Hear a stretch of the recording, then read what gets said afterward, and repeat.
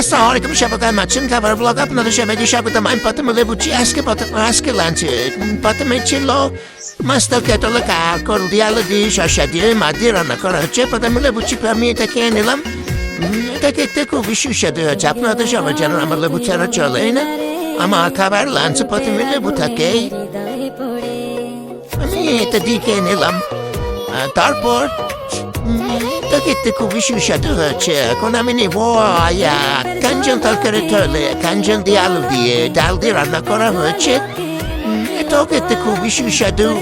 আপনারা এখানে কাঞ্চনকে কি বলে? তরপালা গাছের মাঝখান যে থাকে এটা, আমরা এখানে এটাকে কাঞ্চন বলা হয়। আজকে লাঞ্চে খেতে শেষ। আসসালামু আলাইকুম ভাই, আল্লাহ হাফেজ।